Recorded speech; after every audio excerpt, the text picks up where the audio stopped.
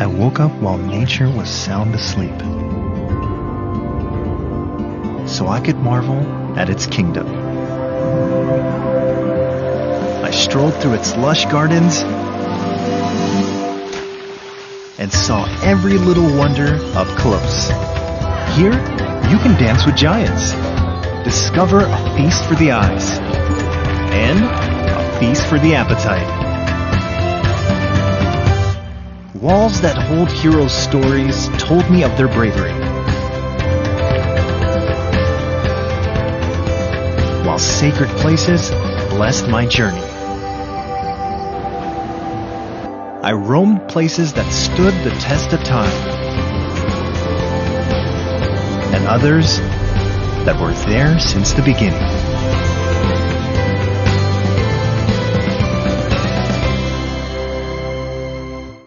Every day, I wake up to a feast.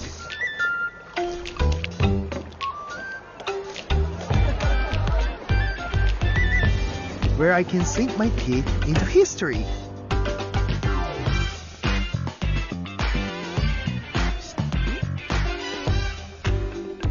Or shock my taste buds with something new. It's here I learned the color of sweetness, expanded my pantry, and my appetite.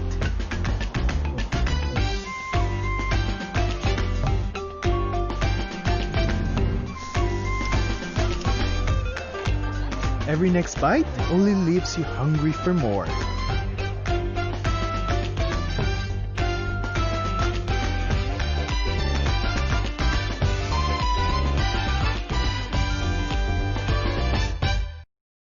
I just woke up from the time of my life. It started with a major throwback. Then I got to meet the big shots.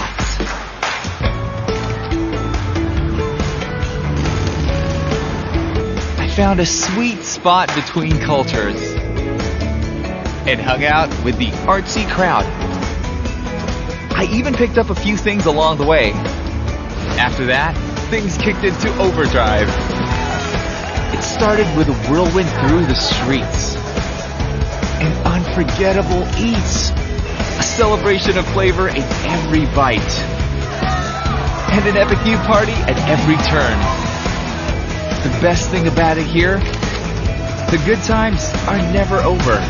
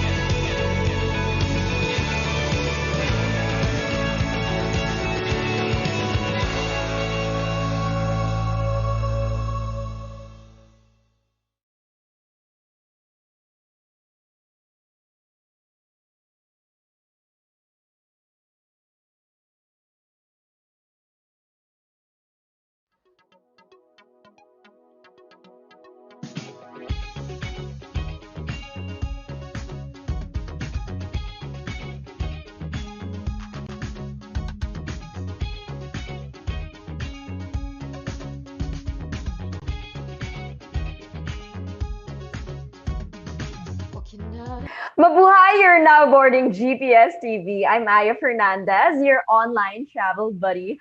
Join me as we navigate your way through your favorite destinations, making sure, of course, to hashtag go safe, go travel.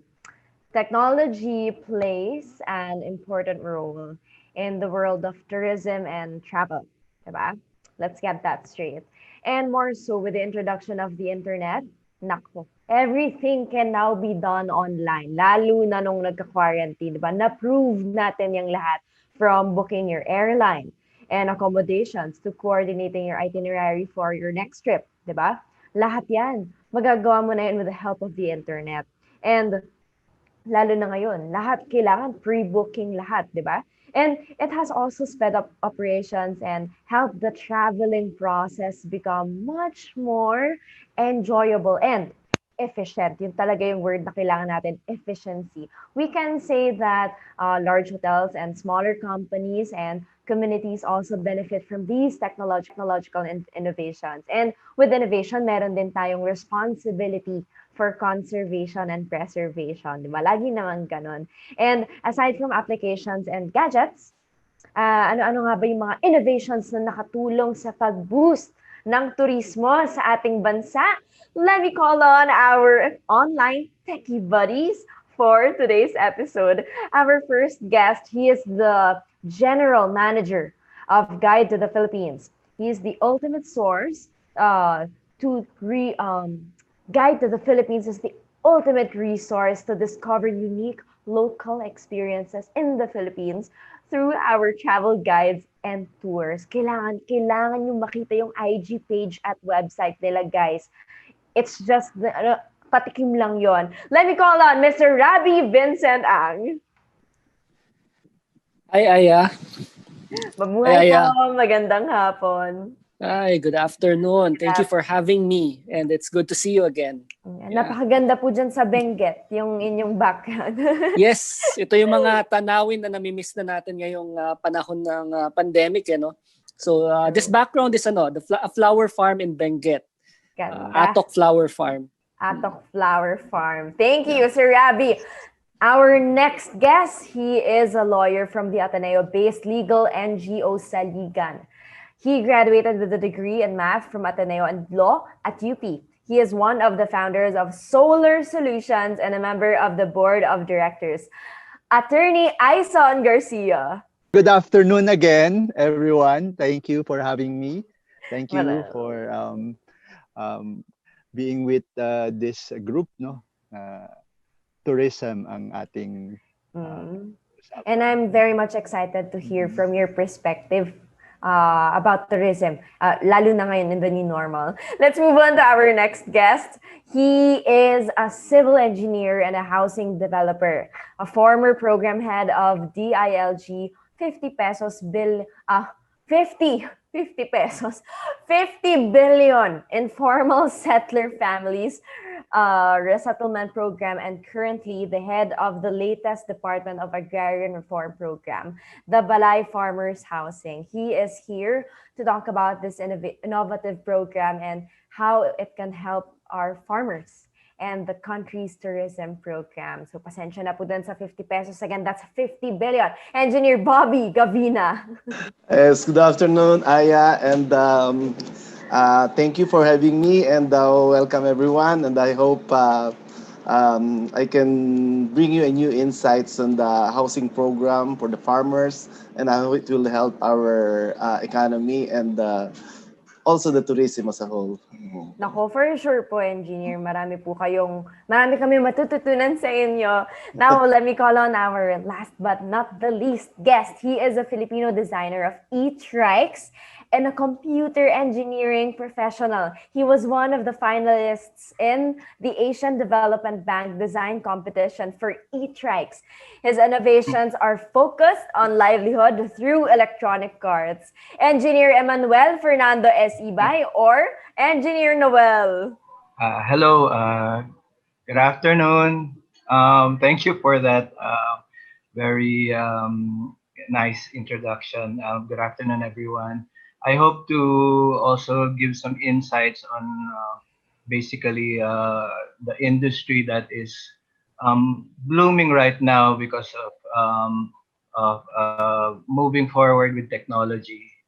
As we all know that it is high time that we get into modernizing our transport system into cleaner means and more improved in terms of progress. So I hope to share something on that. Thank you. Thank you, Engineer Noel. Pinapakinggan ko pa lang kayo, kinikilig na ako. Para sa mga nasa Facebook and YouTube, tune in to GPS TV to learn more about tips for worry-free travels and unique journeys to boot. At pagkatapos itong episode na to, madadagdagan po ang inyong brain cells, for sure. Anyway, let's siguro start with this discussion first by, I'd like to ask siguro let's go personal first, di ba?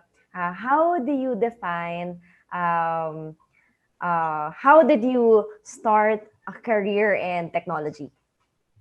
Siguro let's start with Engineer Noel.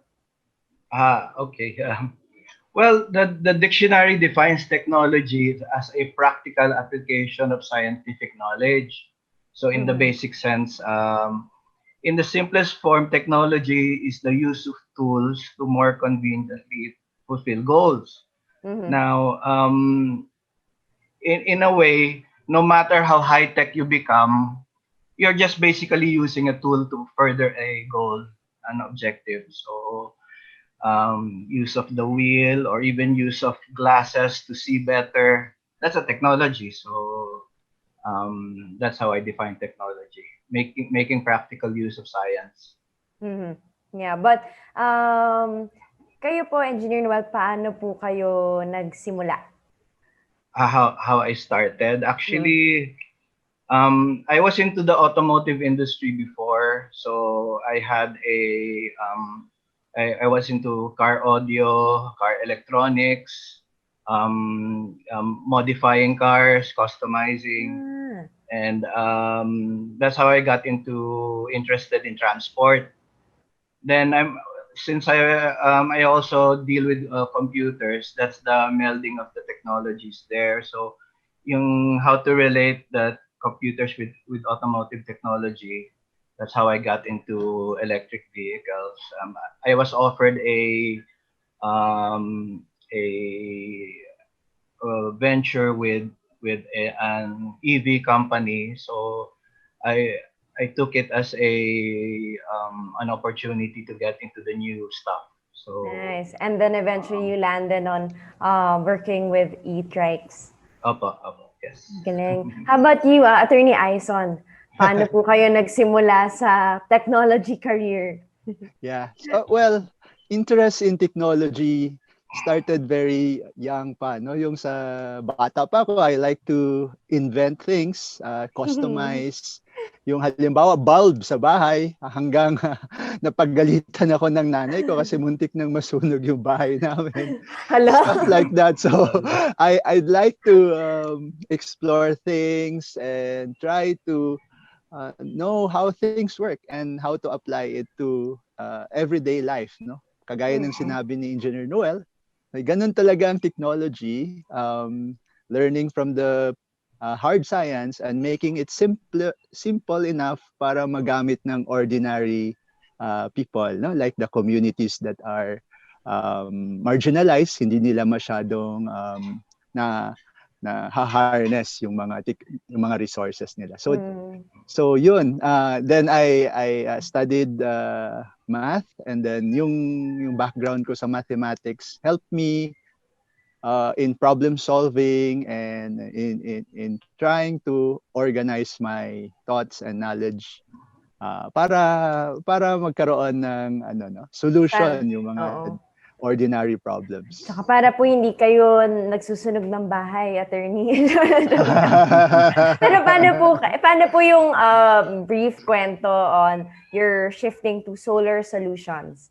You founded yes, solar solutions. Bahay din yun, nag-start, no? Kasi parang na-intriga ko. We have a lot of sunlight, pero bakit hindi natin siya nagagamit? So I tried to study a little bit of how to harness it, and then nag-start ako sa bahay ko, setting up yung small system lang, no? Kasi at that time parang sobrang hirap makapag-access ng solar technology. And then it worked, no? And then I tried harnessing the sun energy into ordinary uses, sa light, sa electric fans. And then one time nagkaroon ng bagyo, kami lang yung may kuryente kasi Wow. I was nag-brown out, so dahil meron kaming solar home system, Galing. gumana yung aming mga simple appliances. And then I said, let us share this technology to other homes naman and communities. That's why nagkaroon kami ng social enterprise para sa ganitong gawain. Thank you for sharing that with us, Atty. Aison. Kayo po, Engineer Bobby, paano po nag-start yung career nyo in technology? I'm in a housing sector. I'm a developer for 27 years, housing developer. And then, so I'm in private. So suddenly, 2014, I was invited to join the presidential campaign. And then I joined the presidential campaign. And then after that, the first assignment was given to me is the 50 billion ISF resettlement program. Sabi nga nila, I really don't like to join the government, pero sabi nila, pinaghirapan mo na, so you might as well join the government if you really want to change. So they gave me this really big project, the 50 billion ISF resettlement program, wherein all informal settlers in the waterways and danger areas has to be resettled. It's around 120,000 and it's 50 billion fund. Now, I got this real problem because as a developer, you're actually protecting yourself against poor buyers, something like that. And then suddenly, I got a paradigm shift that I have now to protect all the informal settlers, all the squatters, for them to get a decent housing. Okay, so yun, I for almost 2 years I've been in the ILG, and then our group was transferred to DAR, and I do not intend also to join, but somehow they asked me because they said I was able to do a real good thing in the ILG. Why not join them in DAR? I told them wala akong magagawa sa DAR, but after 2-3 months, they told me that most probably you can do something about the farmers dahil the farmers actually, the first line of defense of the farmers is pag binigyan mo sila ng lote, pag nagka-problema sila, una nilang sinasangla isang kanilang mga lote, ang kanilang mga titulo. So if you ever, sabi nila, if we ever come up with a program wherein they will have emotional attachment to their lots or to their land that we are giving them or to their farms, most probably hindi nila isasangla agad to o ibebenta. So I came up with the housing program. It's not our mandate, it's mandate of Department of Housing, but I was able to come up with a program wherein we can do a convergence with different agencies, especially Department of Housing, so we can do this housing program for the farmers. Because right now, farmers is the poorest sector of the society. It's a 34% poverty incidence. And looking at what happened to the pandemic, they are actually the ones we can really rely on 3 times a day. Yes. So that's the program now. And we made the program. It's a holistic approach, even the ecological requirements, it's a green community, the livelihood support. We all put it in one projects, and it's doing good. Everybody, we're getting a real good feedback on this. Thank you for sharing that with us. And I'd like to take the opportunity to say na sa lahat ng ating mga magsasaka, mga mangingisda, saludo po kami sa inyo. And wala kami kung wala kayo. Diba? Now, Sir Rabby, I'd like to ask you, ano naman po yung mga technological advancement that are meaningful to you? Diba? Sa Guide to the Philippines, you are for sure. It has helped you a lot. So can you share us some of that? Okay. So in terms of technological advancements, well, first of all, no, yung doon sa unang question about being a technologist, I've been in the aviation industry for about 18 years. So hindi talaga tourism per se. It's more in the transport sector. Pero siguro yung background ko has always been more on operations, on problem solving, and also business development. Kaya Guide to the Philippines came about because of precisely that. Parang finding a solution to a problem that I saw. And it was really to make it, parang the question then was, how do we introduce the Philippines to the world? how can they find us through the internet, and how do we make booking an experience in the Philippines as easy or as frictionless as possible? Kaya definitely, the whole technology around the internet, around marketplaces, especially, where you can consolidate all of these different operators or service providers into one platform. That is definitely one of the biggest help for us here in the tourism industry. Yeah. And also for Guide to the Philippines, of course. And of course, yeah, kasi dati kapag gusto mong umalis, iisa-isahin mo pa yung travel itinerary mo. But with Guide to the Philippines, you've consolidated everything in a way that it is organized and efficient. Pero paano po kayo nag-start yung career ninyo in relation to technology? So as I've mentioned, parang I was in the aviation industry for a long time, 18 years as I've mentioned. And I remember one time about a couple of years back, katulad ng karamihan ng mga Pilipino, di ba? May mga relatives tayo na balikbayan. So I had my uncle and aunt from the US visiting. They wanted to go to Coron, and knowing that I was in the airline, sabi nila, book mo naman kami ng buong package na.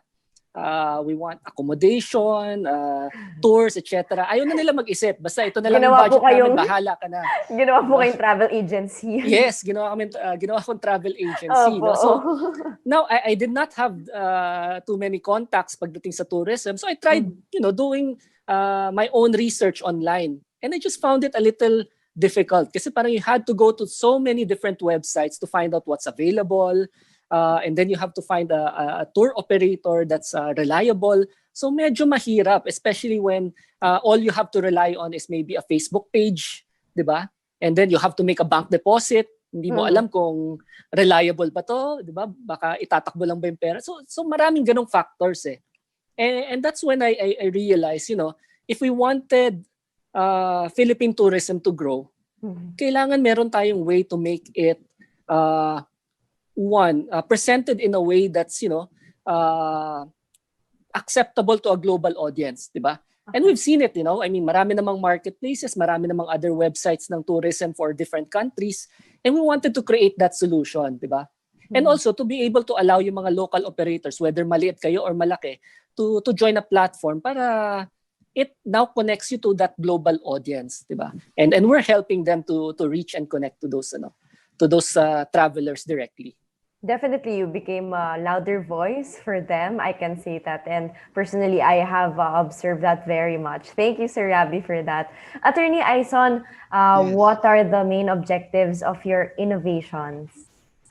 Yeah. So our innovation is harnessing the energy from the sun so that local communities are able to multiply their resources, through light, through the internet, through different productive activities. So dito, we wanted to also help the tourism sector by providing clean energy. Kasi in the islands, hindi sila connected sa grid. So marami doon rely on generators, and generators, they are noisy, they emit foul odor. So hindi talaga siya kaaya-aya. So we try to develop a cleaner option, and a more sustainable option para yung tourism experience ng mga bisita ay mas memorable, And of course, they're also helping the planet. Wala masyadong carbon yan. So basically ganon, we try to customize solar technology and amplify the communities that can harness it and can benefit from it. Mamaya magtatanong pa po ako. Hinuhold back ko lang. Thank you. How about you, Engineer Bobby? What are the main objectives of your innovations? The nice thing about this is this is all connected to all your guests. Okay, the farmers housing community, what we did is we know that the farmers field is sometimes connected to an off-grid area. So this community can be completely off-grid. Okay. First, the house is solar. Okay.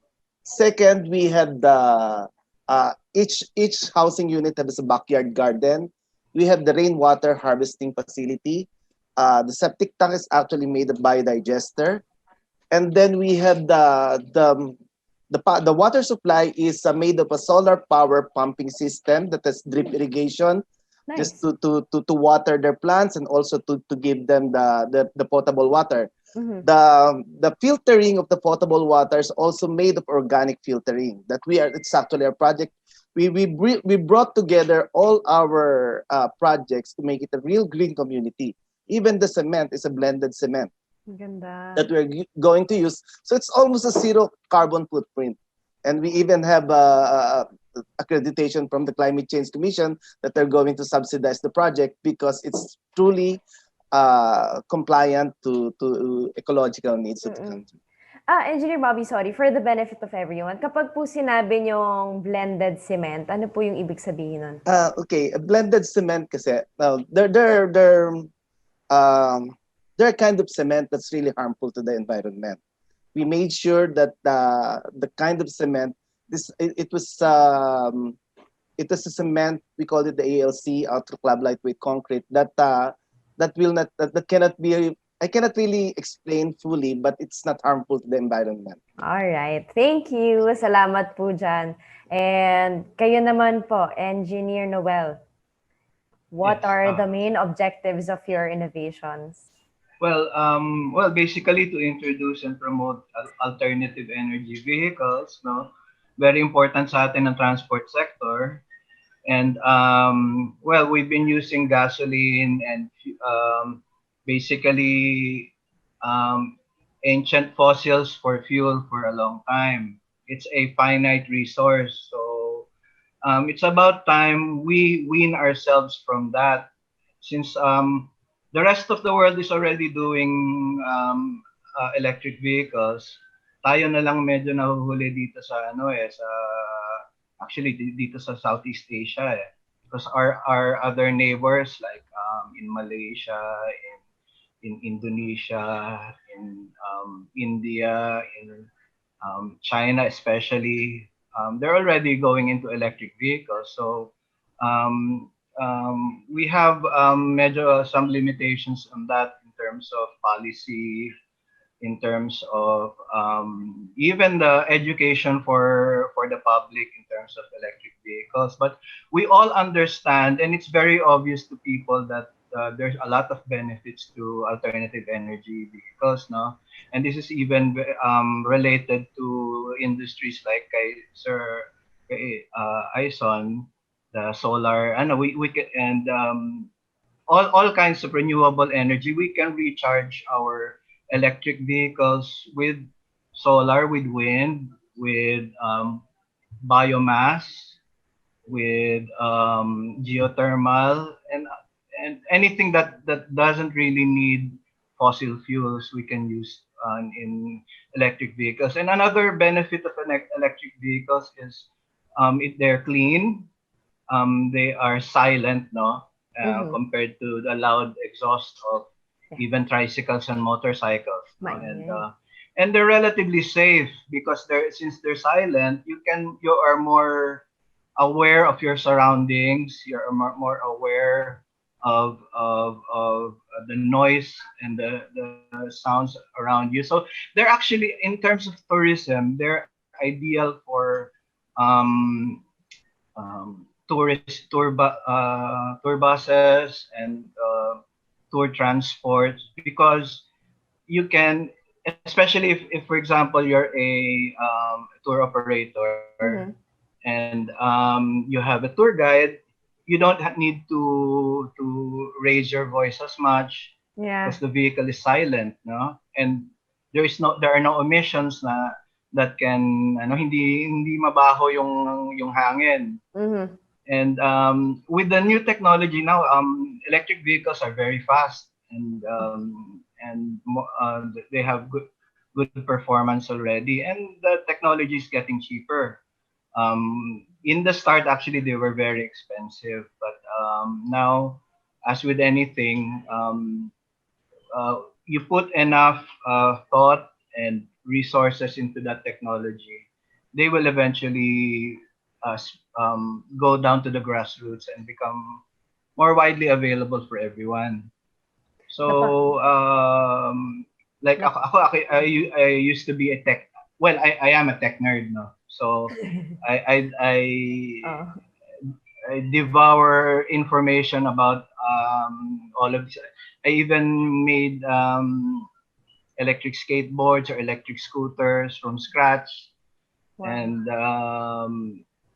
And these things that help me understand the workings of vehicles, no, not just land-based vehicles, but also watercraft. There's already starting to become electric motorboats, electric bangkas. Which is definitely beneficial to the Yes. tourism industry. Now, it's good that you mentioned about the noise pollution. Yes. Correct me please if I'm wrong. But marami ang na-alter sa ating kalikasan kapag malakas ang noise pollution.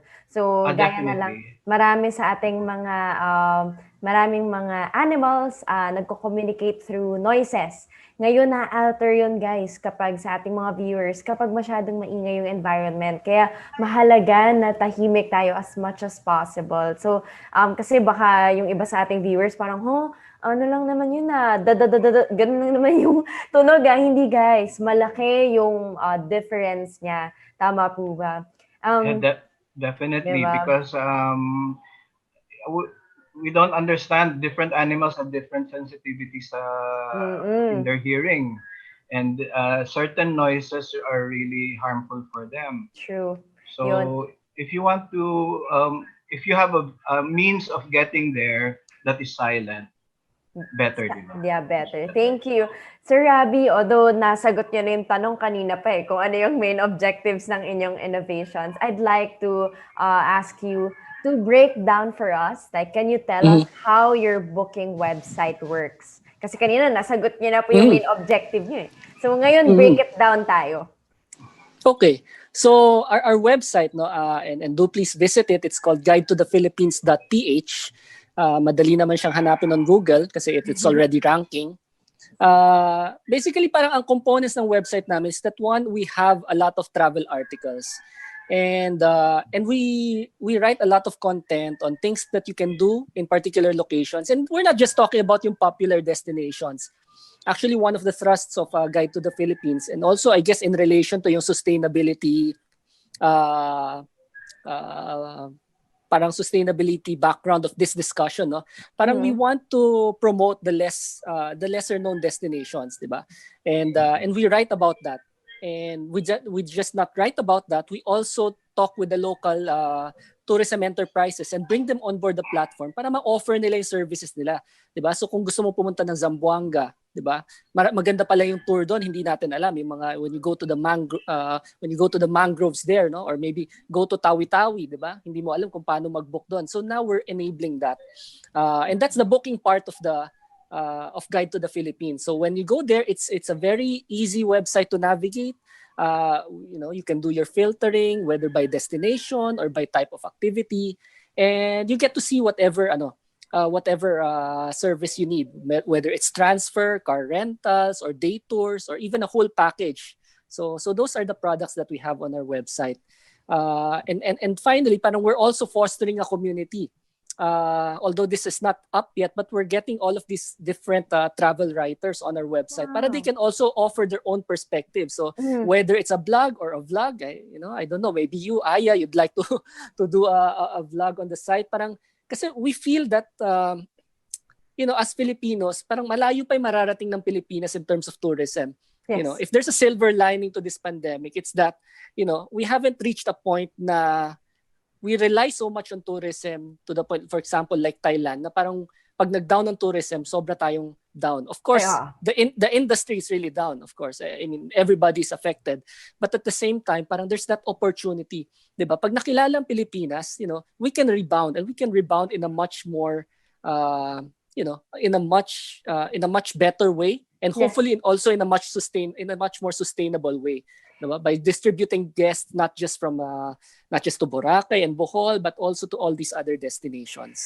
I like how you are emphasizing that Guide to the Philippines is focusing on the lesser known destinations. Kasi bago pa man nagkaroon ng pandemya, you've been focusing on that already. But now that we transition into the pandemic, nagkaroon tayo ng parang reset button eh. Mm-hmm. And then amazing how your model of promoting the lesser known destinations, yung model na yun talaga yung sustainable. Na hindi naman sa mas pinapaboran ko yung hindi mass tourism, but it's more of looking into it ng long run, more for the sustainability of it. So I'd just like to, walang halong bola, congratulations po Sir Rabby and to your team. Kasi saludo po talaga ako sa ginagawa nyo. And sa inyo guys, sana sa Facebook and YouTube, wala rin talagang halong bola. And I really commend Guide to the Philippines. Anyway, moving on, since na-open na yung discussion natin, connecting it further to tourism, what were the projects that you guys were involved that had relation with the tourism industry? Attorney Aison. Well, we have a few projects related to tourism, but these are mainly in Culion. So we powered a community-based tourism site there, so that they will have, because Culion has less than 8 hours of electricity. So in order for them to have more than 8 hours of electricity, we set up a mini grid, mini solar power grid, so that the houses there and the tourism facility will have some energy for their laptops, for their cell phones, for their lights, and we also did community projects, no? So ito yung support to tourism. So sila yung mga fisher folks. So we provided solar technology so that they will have solar energy sa mga bangka nila. And then we also provided solar powers to yung mga gumagawa ng hats, ng mga crafts, kasi ang hirap kapag walang kung gasera lang yung gamit nila. Tsaka delikado rin. Delikado at saka madilim, so nasisira yung mata nila, and they have limited working hours eh. Kung gasera lang, kaya lang nila hanggang siguro 2 hours of gasera. Pero pag solar na, kasi parang maliwanag na siya, and hindi siya magastos kumpara sa gasera, no? Kasi hindi pa mabaho. Yes, hindi siya babaho. So mas longer hours mas maraming products ang nagagawa nila. So doon kami, no, we support the communities, the local communities have a source of clean and affordable energy. Oh, ang ganda. Kayo po, Engineer Bobby. Thank you, Attorney Aison. About your projects that were involved in relation to tourism. Actually, it's a good thing because the project is a holistic. We are on a holistic and comprehensive approach. Incorporated in this project is the agritourism. So if you really look at it, we will be creating community. Kasama ron ang livelihood component. Kasama ron ang mga processing plant ng farmers.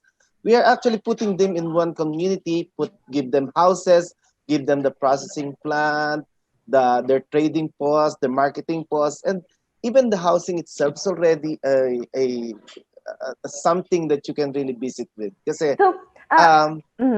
Engineer the Bobby, house, yes. Yeah, I'd like to ask, how do you think your solutions or this project, help in boosting the tourism sector? Yes, so agritourism actually now, part yun noong programa. Okay, once we put all the processing plant, we put all on, we also help the finance the agricultural industry, and also it is part of all of the component is the acceptance of the tourists for the agritourism. Even where they're going to stay, it's there.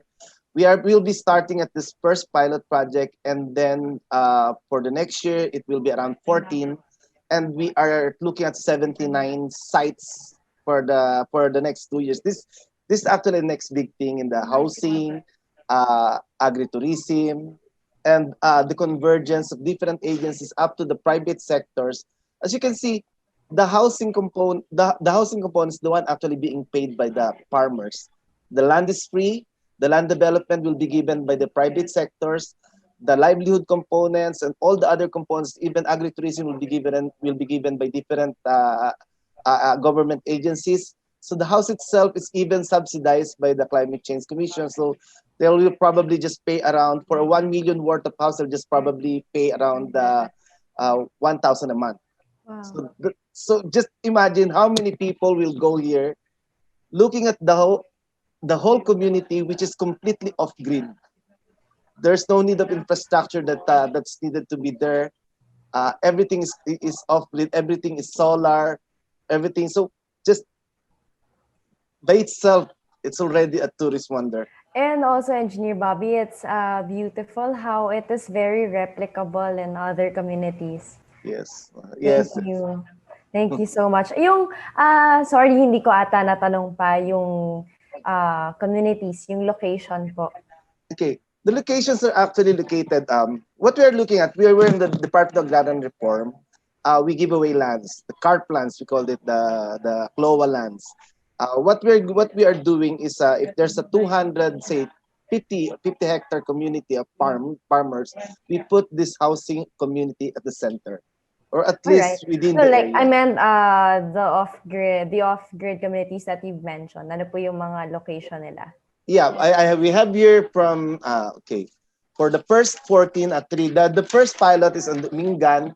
Okay, we will have the one in Leyte, Daramsamar, Tarlac, Cebu, Davao, Nueva Ecija, Camarines Norte. We have the Western Samar. We have the Agusan del Norte, Ilocos Sur, Aklan, Davao City. Even we have the existing na po yan. And Lanao del Sur. Wow, existing na po sila.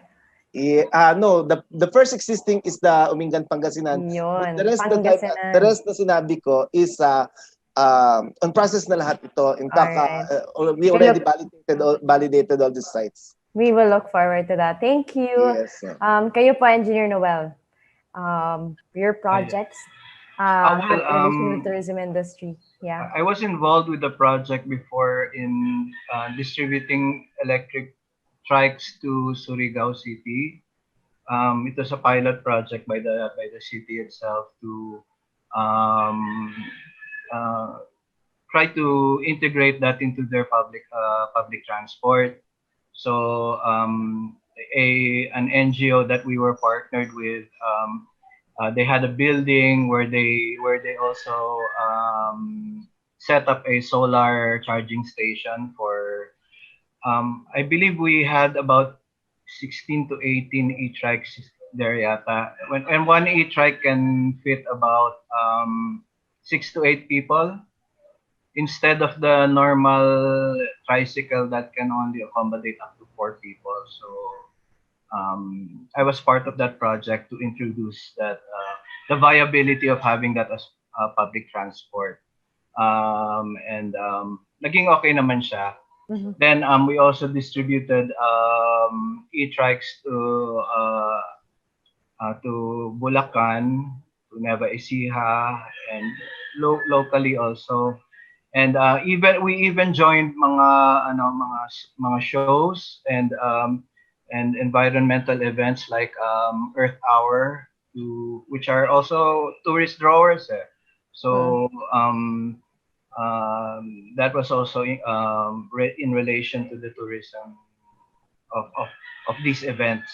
And Engineer Noel, syempre kapag Yes. mas maganda yung public transport system, mas maiengganyo yung mga tao na mag-travel, syempre. Kasi Yes, safer, yes. not only in terms of yung safety na alam natin, but also safe for the environment as well. That's very interesting. Pero speaking of charging, tayo rin kailangan din natin mag-recharge. Let's take a break first to process the first part of the discussion.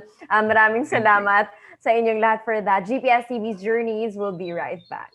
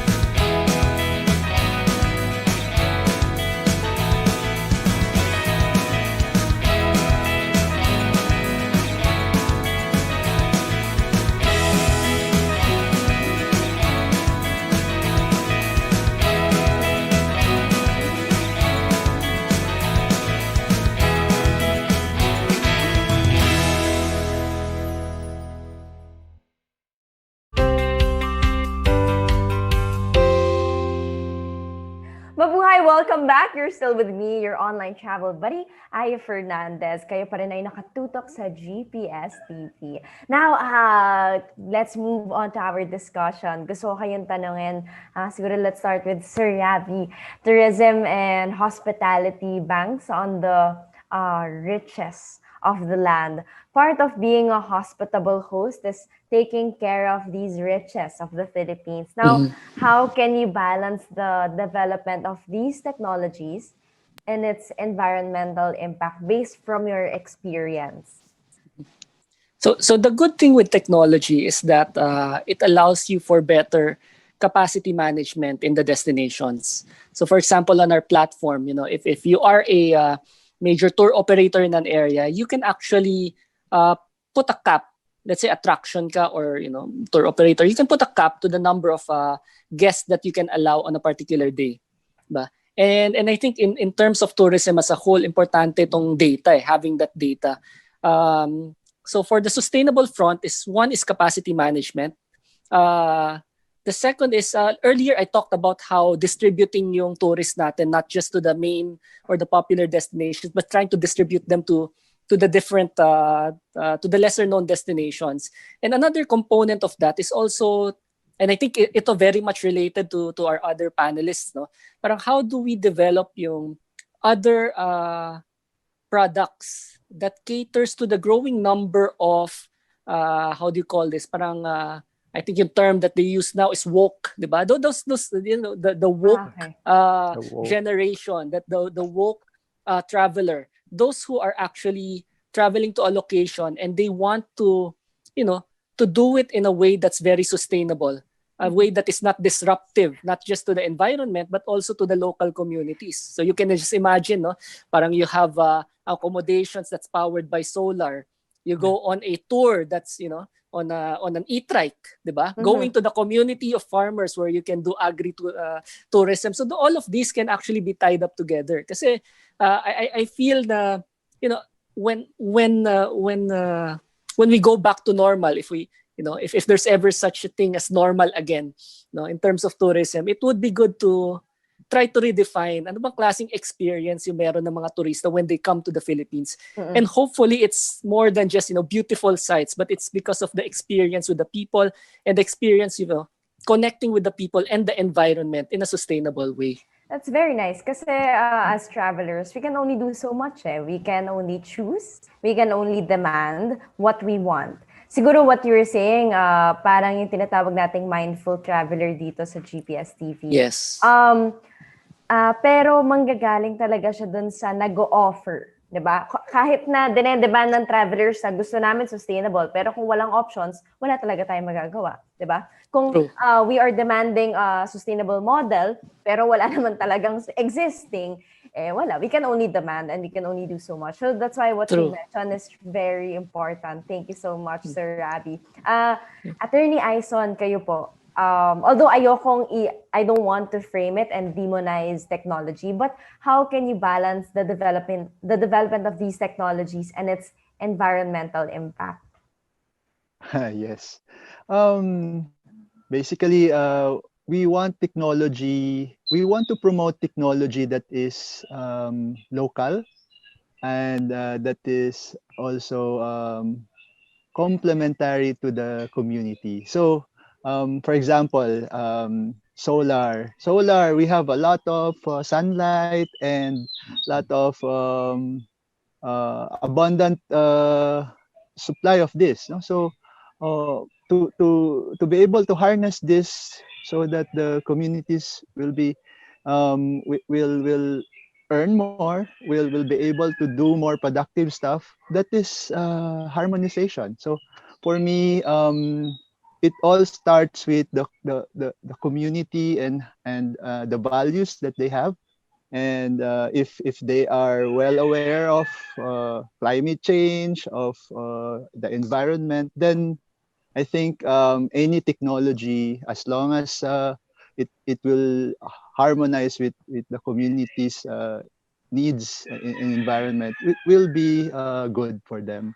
So yung renewable energy, I think, is a good start, no, for that. Ganda. Thank you po. Engineer Bobby, kayo po. Ano po masasabi niyo doon? Yes, actually, if you really look at it, the farmer is a dying breed. It's the average age of the farmers around 57 years old. They're not tech savvy. So, and then you now introduce technology to them. Kasi kung titingnan mabuti, kaya mahina ang production natin, it's because we are not really maximizing technology. Dahil nga matatanda na yung farmers natin, they still use this Jurassic tool of planting rice and everything. Now we introduce them with the new technologies of how to plant. We actually gather them together in those communities and teach them, capacitate them on this technology. So the biggest problem also of any housing project or when you are developing community is the presence of the infrastructure, the electrical and the water. Now we were able to come up through this technology, the water system and then the electrical system. So that balances the entire thing. We were able to move forward. We were able to make progress by using the technology, introducing them to the farmers who are actually not tech savvy, and then somehow they become productive. They get this pride of doing what this really needs to be done para lang maging tayo productive at maging maganda po ang kalalabasan ng ating mga komunidad. So that balances the whole thing. We use all the technology to the technology that is really not harmful to the environment. That is we have a zero carbon footprint, and that's it. That made the whole thing. In fact, even the climate change commissions looking at our whole blueprint, and they said this is the next big thing. Thank you for that. Yeah, thank you, Engineer Bobby. At dahil dyan, mas nag-echo na sana talaga ma-fund pa ang ating mga research at ang ating science and technology dito sa Pilipinas. Shout out sa mga may kapasidad na mag-fund, diba? Sa ating viewers. Anyway, Engineer Noel, kayo naman po. Ano po yung masasabi niyo doon? Well, first of all, of course, we need to choose appropriate technologies that are environmentally friendly. And in relation to EVs and the transport sector, we have to use alternative materials that are more environmentally friendly. I have colleagues now that developed electric vehicles using frames from using bamboo or other indigenous fibers. So that's a start now. And actually, when we did our vehicles also, we also used recycled materials as much as possible to not just lower the cost, but also to be to lower our carbon footprint. No? So, So, 2-in-1 na yun. Lower yes. na nga yung cost, lower pa yung carbon footprint. So, wala na talagang ibang reason para hindi gawin yun. Thank you. Yes. Thank you for that, Engineer Noel. Kayo po, Sir Rabby, tourism is mostly about interfacing with other people. At for sure, sanay na kayo dyan. Now, how can we bring the destinations and the culture of a place closer to the people through your technological innovations? Okay. I guess generally when we're talking about digital marketing, kasi parang, di ba, bawat location, they have a certain charm, they have a certain value proposition. And siguro the important thing is to be able to get that value proposition across to the proper audience. And you can do that through digital marketing. Now, yung mga operators or accommodations providers, you can do that by yourselves, no? But you can also use platforms to be able to sort of consolidate and aggregate that effort. Katulad nung sa amin, diba? We write a lot of content, and the way we write our content is very search engine friendly. So that's why if you try searching for Siargao or Boracay on Google, chances are you'll see one of our articles ranking at the number 1 or number 2, ganyan.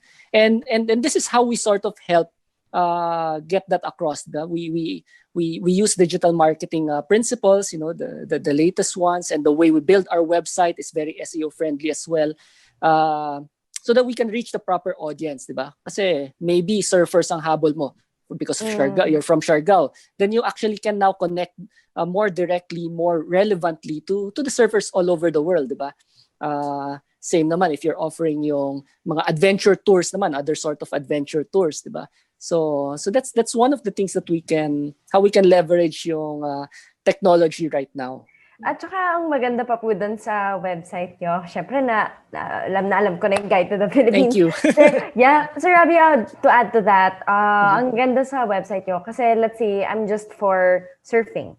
But when I go to your website, I will learn more beyond surfing. Mapapa-reflect ako, saan ba nagsimula yan, sino yung mga people behind surfing. Kasi nandun lahat ng descriptions na kailangan mo. From experience to yung tawag dito, yung mga technicalities, nandun lahat. So, thank you for that. And thank you for breaking it down for us.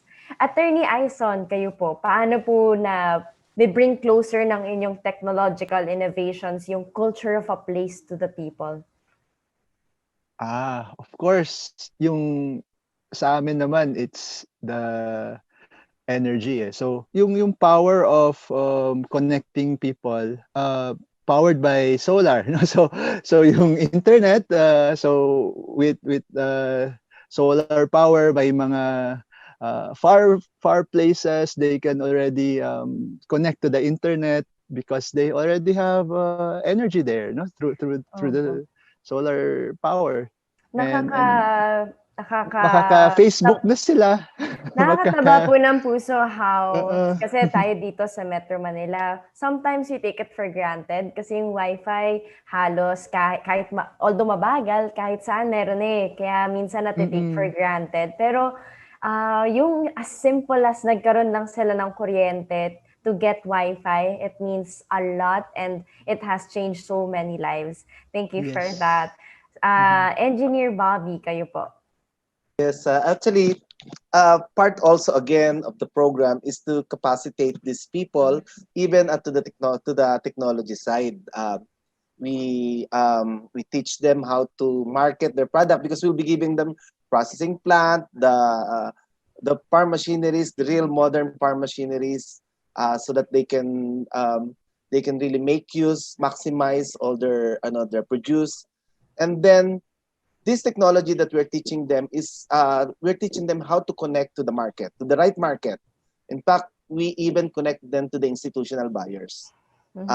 It's all because of technology. Before, grabe ang hirap ng mga farmers how to market their produce. Talagang meron po kayong kahit isang example na specific on parang bringing them closer to their market? Yes, actually, we have a program here. We call it the EPAP. Hindi lang basta hindi lang sila basta dinala namin sila sa market, dinala namin sila sa institutional buyers. In fact, we have our Ibig producer sabihin by bulk. by bulk. Okay, what's the institutional buyers na binigay namin sila? On all the government buyers like penology, the food in the penology, the requirement of penology, all government hospitals. Ikinonect namin lahat ng mga farmers namin. In fact, our sales right now since we started this almost 1 billion na. So that's good. That's how we were able to help them. And these things, we can connect them through the technology. We give them computers. We teach them how to do the market. We do their website. And we established the connection on how we're going to help them to these institutional buyers, as I said. We started with institutional buyers. Then after that, we are actually just connecting them to the right buyers. Like for example, in the Benguet, we connected with the Atok Cafe. The group actually approached several I think Bin Copy, where they're using the Atok Cafe, and we're the one who connected them to this kind of buyers. Wow, So that's you. how they help. We were able to help them through this technology. Nice. Thank you for that. Thank you for sharing, Engineer Bobby. Kayo po, Engineer Noel, how can we bring the destinations and the culture of a place closer to the people through your technological innovations? Well, as locations that they want to go to, the vehicles themselves can be decorated in the decorations of the local culture, like jeepneys that we have here. Our jeepneys are very well decorated. And boats, electric boats, you can decorate them in the same way, and that's how you can more or less blend the culture into that kind of technology. And also other things that I may not be aware of, or some things down the line also. No problem. Thank you, Engineer Noel. For my last question, I'd like to ask you guys, ang dami na nating natutunan, ganyan, but we always aim to go more concise and simple para sa ating mga viewers. How can we prepare our travelers to go safe before they go travel through the use of technology? Sir Rabby. Well, I guess for the situation we're in right now, you really have to do your research. But right now, all the different local destinations are starting to open up. On our site, we give updates on which destinations these are, and we also provide what are the different restrictions, or what are the different requirements. Because I think if you travel right now, we have to be very responsible. Of course, the industry needs it, but at the same time, we don't want to be the cause of any further spread of the virus, right? So, like what we're doing on our site right now, if you want to go to Boracay, alam natin, kailangan yung mga RT-PCR tests. Or if you want to go to Bohol and so on. So actually, we've reached out to the lab providers. And if you buy a package right now, flight, hotel, pwede mong isama yung RT-PCR test doon with just a click of a button. And we give it at a very low exclusive rate. No? Okay. I mean, that's how we want to do it, to make it as frictionless as possible. And you can do this easily. Yes, and you can do this easily because of technology. Kasi madali lang doon, maglalagay ka lang ng drop-down option, click an option, and then we do the rest. Thank you, Sir Rabby. Anything to add, Engineer Noel? How can we prepare our tourists to go safe before they go travel with the use of technology? Well, knowledge is essential. So, our want to visit, do your research, sabi ni Sir Rabby, so that you could be prepared what to expect about the culture, the customs of the community you're visiting. And nowadays, it's easier more than ever to do that using online technology. Little excuse to not to be informed. We have to have a Boy Scout or Girl Scout mindset.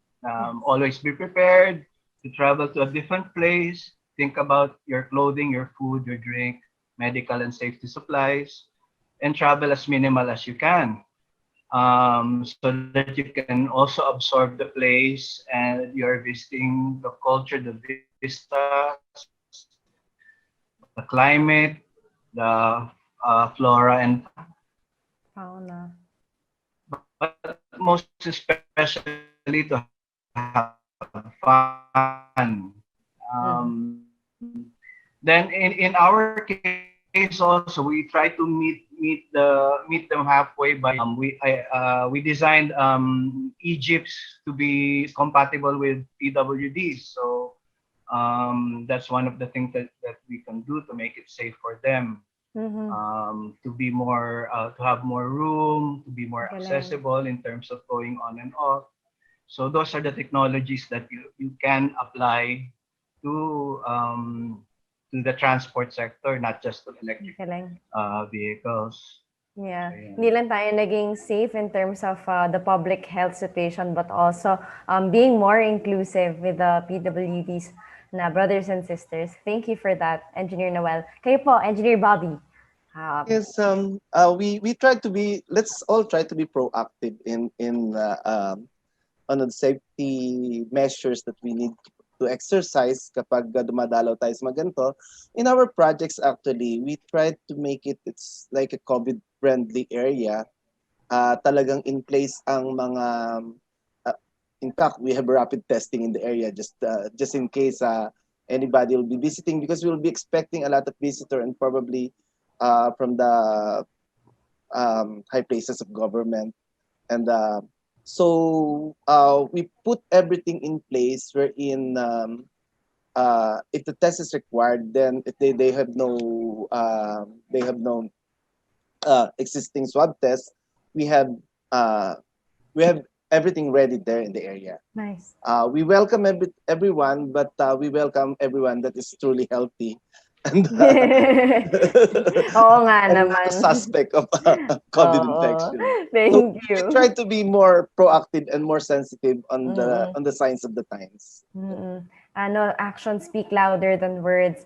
Attorney Aison, how can we prepare our travelers to go safe before going to travel through the use of technology? I don't think you need technology in order to be safe in traveling. No? So just wear your mask and be conscious enough that you observe some distance from talking, and don't talk too much, 15 minutes max. And then maybe travel to places that are not enclosed. So more on the ecotourism, so experience nature. Ito yung hindi sa loob ng building. I think that will be very safe. And of course, to the tourist operators, you also provide some measures also. Hindi lang yung mga tourists, but the tourist operators. No? Measures that will ensure that your guests will have enough space. And of course, if you want to put green technology in your facility, better, you know, kasi at least hindi siya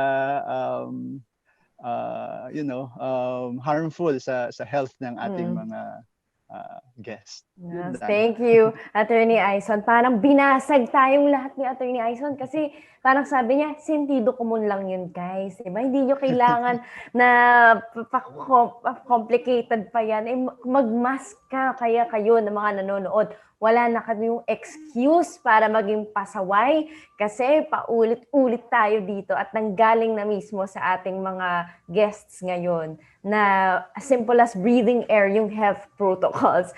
Maraming salamat po for lending us your voice for today.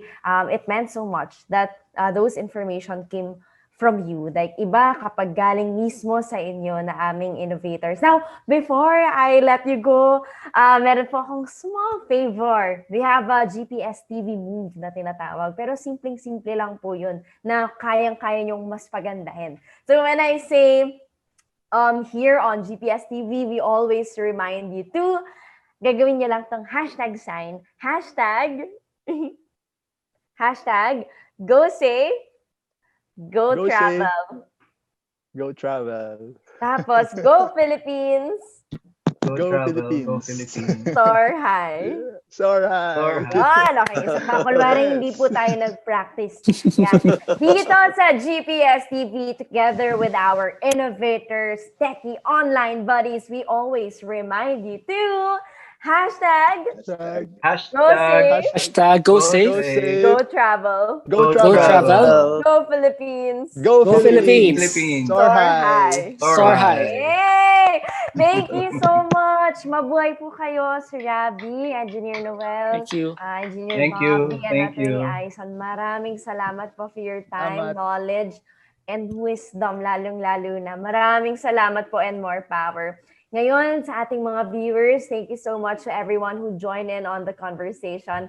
That was truly a value-adding experience. And for us here, ako personally, and of course you there on Facebook and YouTube, thank you also, of course, to Hotel Sales and Marketing Association, HSMA, the Department of Tourism, and the Tourism Promotions Board for making this show possible. Sana marami kayo natutunan at nalaman tungkol sa safe and mindful traveling. Always plan your trips and consider the health situation of your family, your resources, and the location you're going to, syempre, on top of strict medical protocols yan, so that everyone can safely enjoy, including the rest of the people around you. Talagang maipapakita natin ang bayanihan sa pamamagitan ng pagiging mapagmatsyag na manlalakbay. Always remember that for everyone to enjoy a worry-free travel experience, we have to go safe before we go travel. Kaya hashtag go safe, go travel tayo palagi dito. Huwag kang magiging dayuhan o huwag kang magiging foreigner sa sarili mong bayan. Until the next flight, this has been your online travel buddy, Aya Fernandez. Watch out for more episodes and see you only here on GPS TV. Go Philippines! Soar high! Mabuhay po tayong lahat!